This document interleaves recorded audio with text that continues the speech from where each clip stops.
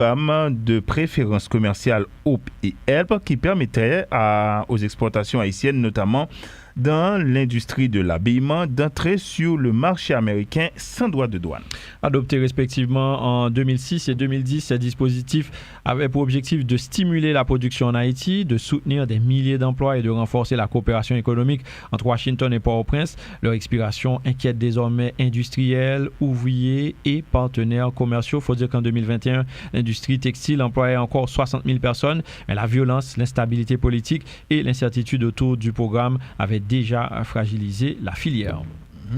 Alors, l'économiste William Savary, lui-même, Stanley, a proposé que les Haïtiens profitent de cette opportunité pour relancer leur économie, estimant que cette loi nuit un peu aux potentialités économiques du pays. On va voir tout ça avec lui. Il est en ligne avec nous. Et William Savary, bonjour, bienvenue sur Métropole.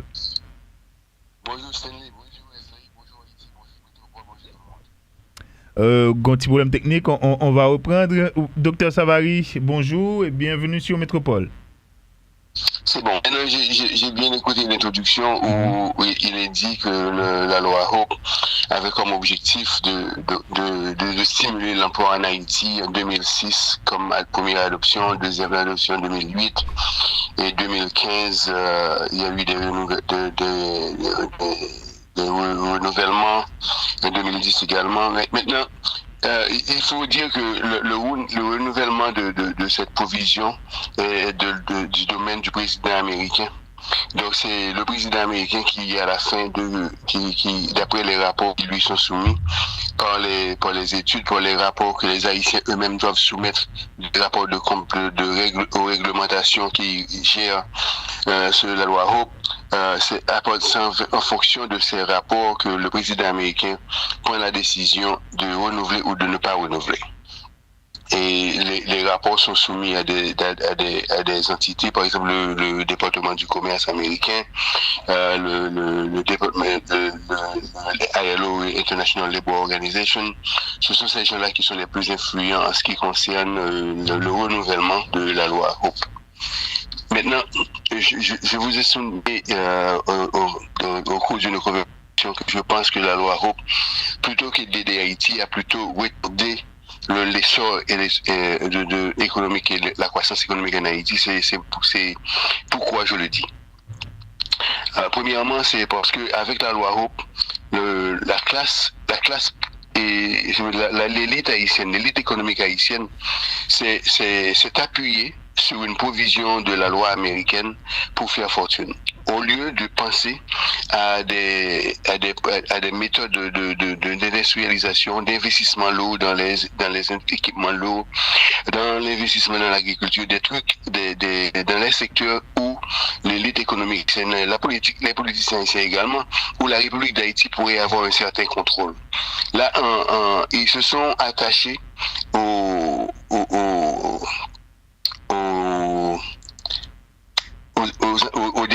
issues, si vous voulez, de la politique américaine entre le Parti républicain et le Parti démocrate. Et les pauvres malheureux en Haïti, ils n'ont pas contribué aux campagnes présidentielles. Ils n'ont pas contribué aux campagnes législatives. Ils n'ont pas contribué en ce qui concerne de jouer un rôle dans la diaspora haïtienne pour que la diaspora haïtienne puisse avoir un poids politique aux États-Unis. Alors, à quel résultat doivent-ils s'attendre au moment des élections, au moment où des décisions doivent être prises en ce qui concerne Haïti dans la politique américaine? Moi, je pense que avec cette décision de ne pas renouveler la loi Hope, je pense que ce sera ce qu'on dit aux États-Unis un wake-up call pour la classe politique et les industriels d'Haïti, la bourgeoisie haïtienne, l'élite intellectuelle haïtienne, la diaspora haïtienne, tous de se rendre compte qu'en fait, pour que le pays puisse se développer, on ne peut pas attacher l'avenir économique du pays aux avarices, si vous voulez, au détriment pas au détriment, mais plutôt dans les résultats de la politique américaine. Je pense que ceci va leur donner un wake-up call. Alors, William Savary, un premier détail qui t'a intéressé, Mounio, loi au plan pas voté dans date 1er octobre là, c'est parce que justement la loi, le budget américain n'a pas reçu de vote au Congrès. Mais ce que l'on ne sait pas, c'est est-ce que la loi figure dans le paquet qui a été acheminé au Congrès avant le 1er octobre. C'est-à-dire nous ne connaissons pas si oui ou non si la loi est acheminée. Oui, mais écoute. Actuellement, on vit en période aux États-Unis qui est vraiment en période où il y a des gens qui sont intéressants, il y a des gens qui sont inquiétants. Où un président américain qui est élu sur une plateforme que l'Amérique d'abord. Donc, avec la loi, dans le secteur du textile aux États-Unis, l'Américain produit à peu près, c'est le 8e producteur de coton du monde. Ok? Donc, il produit près de 2,5 millions de tonnes métriques de coton par année. L'industrie textile américaine, c'est 2 trillions de dollars. Qui représentait à peu près presque 10% de l'intérieur brut des États-Unis. Donc, lorsque le président américain déclare qu'il voudrait que les travaux soient rapatriés aux États-Unis, eh bien, Haïti pas exempté. Parce que question de taille d'Haïti, la position d'Haïti par rapport aux États-Unis, ça ne lui concerne pas. Ce qui lui concerne, c'est d'alimenter sa base politique et de dire qu'il est en train de faire de livrer les promesses qu'il avait faites. Donc, c'est ça, c'est comme ça pour regarder. Ou pas regarder parce que la cheminée pas au Congrès. D'ailleurs, les gens du Congrès aujourd'hui mènent une lutte eux-mêmes pour leur propre survie politique. Parce qu'il y a des élections qui arrivent bientôt, d'ici le mois de novembre 2026. Ils ne peuvent pas être perdus comme des gens qui ne sont pas dans l'intérêt de la création de l'emploi aux États-Unis, l'augmentation des revenus du Trésor américain. Ils ne peuvent pas avoir cette perception, ils ne peuvent pas être porteurs d'une telle perception. Donc, mais il faut vraiment faire attention, il faut vraiment repenser notre relation avec les États-Unis, les relations d'affaires des États-Unis. Il faut commencer à réfléchir comment remettre le pays sur ses rails. Et comment. D'ailleurs, je vous dis une chose. La loi Hope a été votée. Les investissements qui ont eu lieu en Haïti, pas un goût d'Américain, non? Ce sont les entrepreneurs haïtiens qui ont investi dans les entreprises. C'est l'État haïtien à travers des prêts, à travers Banque mondiale, ils ont organisé les zones industrielles. Ok? Mais les montants, les entreprises américaines qui bénéficient le plus de la loi Hope n'ont rien investi en Haïti. Une entreprise comme Walmart, combien de Walmart qui a investi en Haïti? Combien de Disney qui a investi en Haïti? Combien de Jordan qui a investi en Haïti? Combien de les grandes entreprises, les grands détaillants américains, combien de qui ont investi en Haïti? Pas un good. Donc, si ces entreprises-là qui bénéficient de la force de travail haïtienne qui est à bon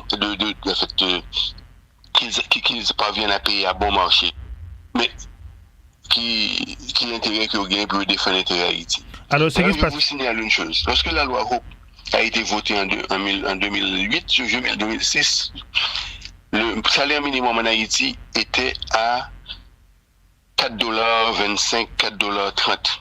Aujourd'hui, nous sommes 20 ans plus tard.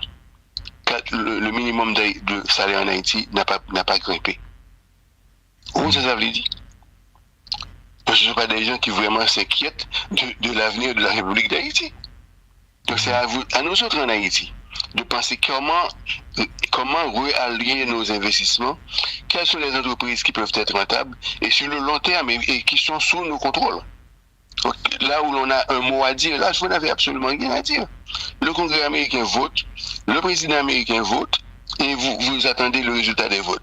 Le fait camper, man. Alors, ce qui se passe, William Savary, c'est que ou même où font projection qui plus demandé, ils ont tant de préparation, ils ont tant d'aménagement, mais dans l'immédiat, nous avons parlé de plusieurs milliers d'emplois qui... Au moins 60 000. Au moins 60 000 qui en hold, Jean t'a dit. Et est-ce que il ne faut pas poser aussi cet aspect? Maintenant, je vais vous poser. La loi Hope n'était pas censée être une loi en permanence à vie. Il y a un temps de vie. Ok? Donc, vous avez 20 ans pour organiser l'économie. Parce qu'ils sont fait pendant 20 ans. Vous faites des mauvaises élections, vous assassinez un président, nous finançons gang, nous pas supporter l'école professionnelle, nous pas financer la construction d'écoles professionnelles, nous dépendons du Brésil avec Taïwan pour bâtir l'école professionnelle pour nous pas équipés, et les jeunes quittent le pays et émigrent vers l'extérieur ailleurs. Mais pendant les 20 ans, qu'est-ce qu'on a fait? Et tout d'un coup, 20 ans plus tard, lorsque la première loi a été votée, tout d'un coup, on est aux abois. Mais qu'est-ce que ça veut dire? La loi Hope ne va pas régulariser, ne va pas régler les problèmes de la République d'Haïti.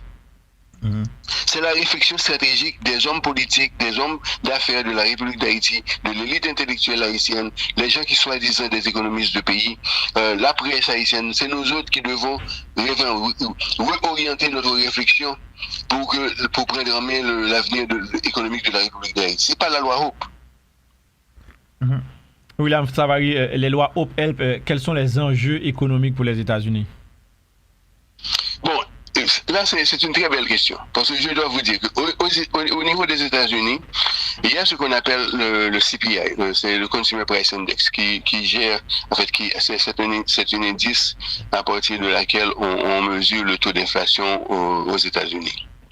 Maintenant, en d'un indice CPI aux États-Unis, il y a une section qui est appareil, c'est-à-dire les vêtements, les trucs de prêt-à-porter, les trucs de consommation, etc. Mais le plus bas est cet élément, le plus bas est le taux d'inflation. Enfin, cet élément a une incidence sur le niveau, le niveau de CPI aux États-Unis. Donc, lorsque, par exemple, les États-Unis engagent, en fait, prennent des mesures pour que la force de travail en Haïti soit maintenue à un bon marché. Il fait même bagarre là en Haïti, il fait le Vietnam, il fait le Bangladesh, il fait l'Afrique du Sud, il fait l'Amérique latine. Tout pays ça a produit à bon marché pour les États-Unis.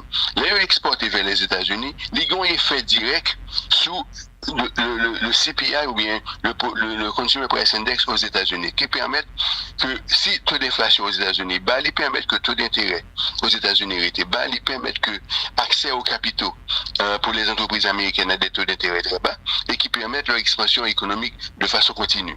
Donc la position d'avoir les investissements, des lois comme la loi Hope, c'est pas vraiment dans l'intérêt d'Haïti. Vous faites des erreurs. Les gens sont mal orientés lorsqu'ils disent que les types de lois comme la loi Hope sont bons pour les pays.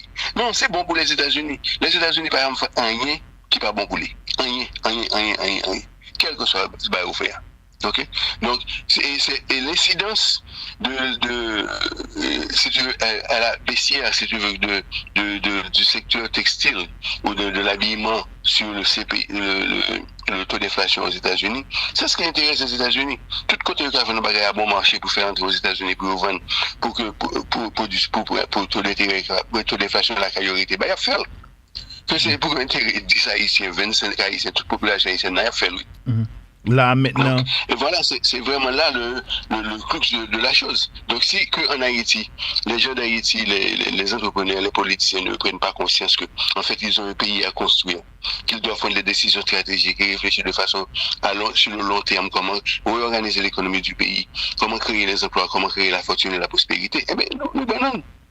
Et nous, c'est ça qui arrive, nous, là, depuis près de, on n'a dit 40 ans, on n'a plutôt me dire un siècle.